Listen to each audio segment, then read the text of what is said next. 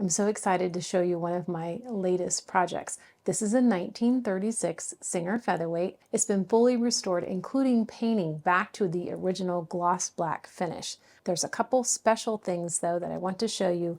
Let's jump right in and take a look.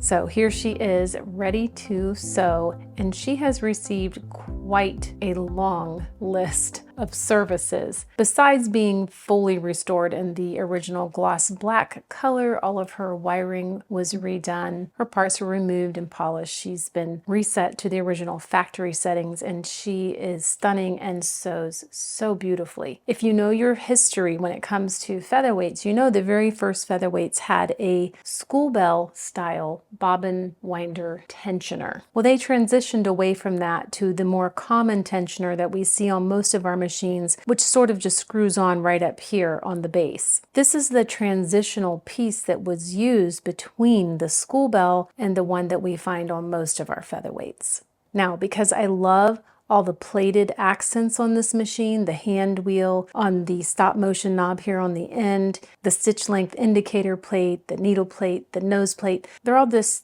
beautiful shiny silver color. And when I took this apart, I thought, you know, what if I could have this part replated? And that is exactly what I did. I sent it to a company who was able to plate it for me to match all the other plating on these stunning pieces here. So I just think it gives it a little extra oomph. If I ever get another featherweight that has this part here, I will probably do it again. But for now, as far as I know, there are no other featherweights anywhere that this piece is plated. And I really hope whoever ends up with this machine will just enjoy that little extra touch. So I would like to show you how she sews.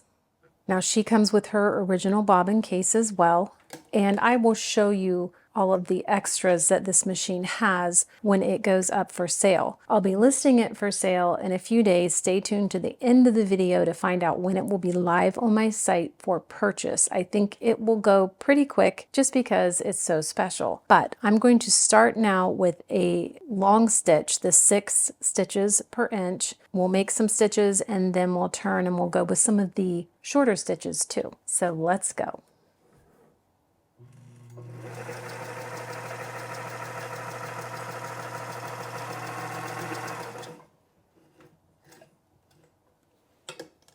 We'll turn the corner and let's bump it up to about 8 per inch.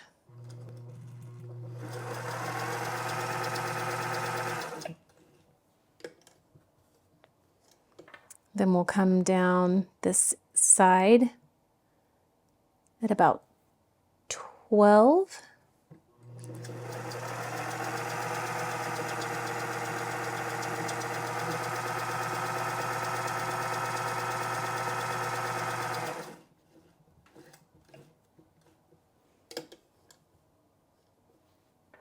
And then let's do a really fine stitch.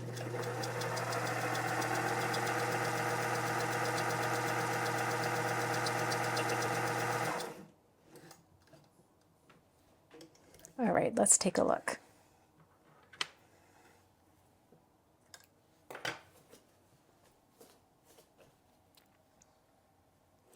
So here we have where we started with the longest stitch, 6 per inch.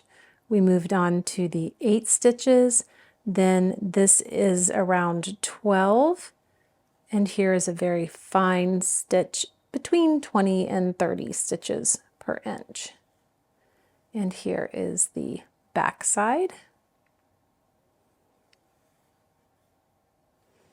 So you can see she is not just stunning, but she's going to be a real workhorse for whatever your sewing needs are. Now let's talk about what she comes with. I'm including a new electronic style foot control for this machine, unopened, and a nice pouch to store it in from the Featherweight Shop. I love this because it really protects the paint on your machine if you decide to store your foot control right here on the bed. I know a lot of people like to stick it there, and you need to put it in something before you do that. So we'll have the pouch and the foot control. We're going to throw in the original manual with the machine. So this came with the machine when I got it.